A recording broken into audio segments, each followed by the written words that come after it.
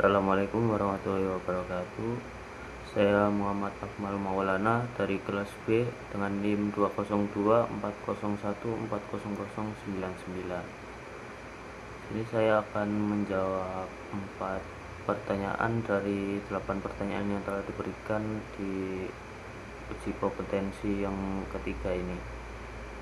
Saya akan menjawab pertanyaan nomor 1, nomor 2, nomor 5, dan nomor 8. Untuk pertanyaan yang nomor 1, di era kecerdasan buatan AI yang terus berkembang, banyak teknologi dikembangkan tanpa mempertimbangkan nilai-nilai agama.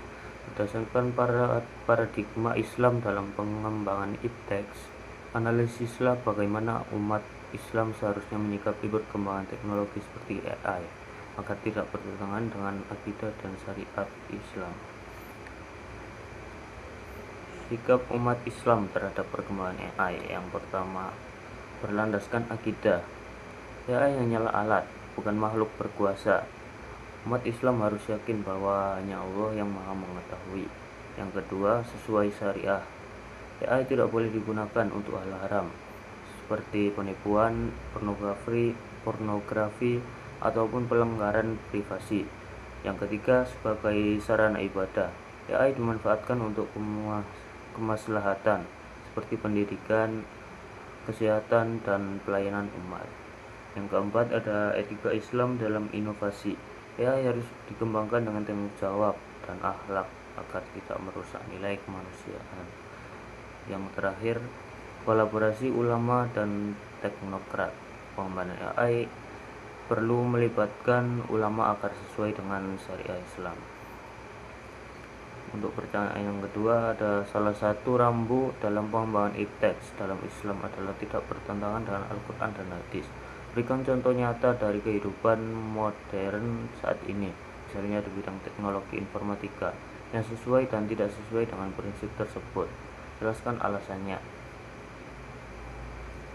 Untuk contoh yang sesuai dengan Al-Quran dan Hadis, aplikasi Al-Quran digital dan pembelajaran Islam online. Contohnya aplikasi seperti Quran.com, Muslim Pro, dan tafsir digital dan yang sejenisnya.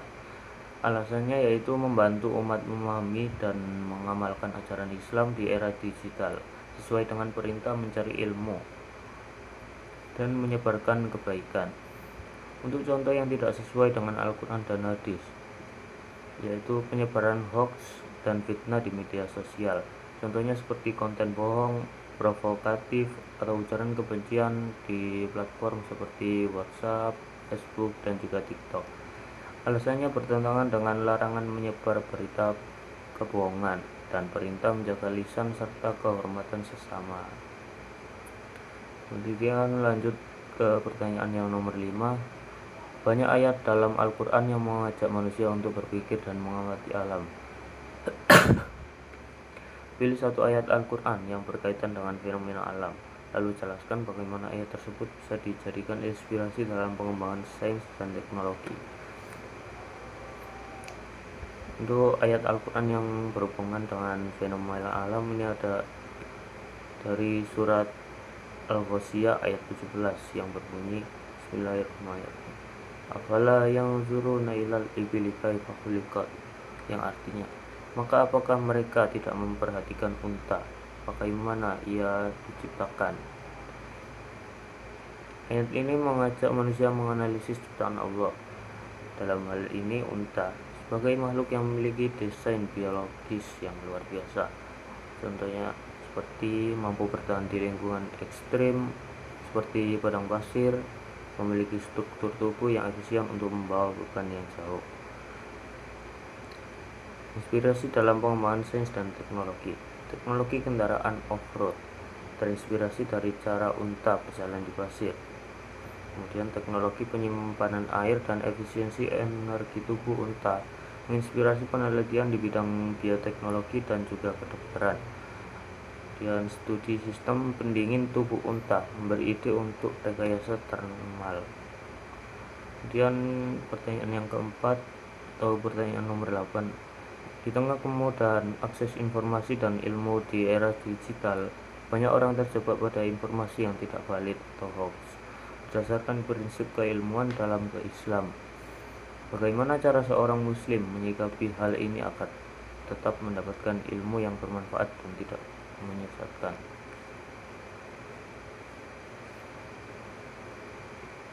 Yang pertama ada tabayun atau verifikasi informasi yang sudah dijelaskan dalam Quran surat Al-Hujurat ayat 6, yang artinya jika datang kepadamu orang fasik membawa suatu berita, maka periksalah dengan teliti.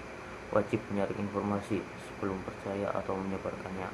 Kemudian yang kedua, dan mencari ilmu dari sumber yang sahih. Tentunya seperti belajar dari ulama yang terpercaya, situs resmi ataupun literatur ilmiah, dan hindari sumber yang anonim atau tidak jelas otoritas keilmuannya. Yang ketiga ada mengedepankan akal sehat dan adab. Islam memerintahkan berpikir kritis dan juga adil. Jangan mudah terprovokasi atau ikut menyebar informasi tanpa dasar. Yang keempat ada berdoa agar diberi ilmu yang bermanfaat.